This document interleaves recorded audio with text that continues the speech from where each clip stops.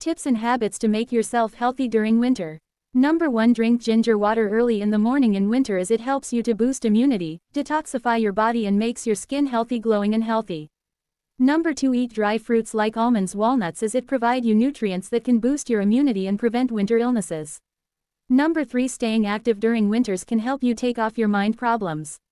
Number 4. Drinking at least 8 cups of water during winter to stay hydrated.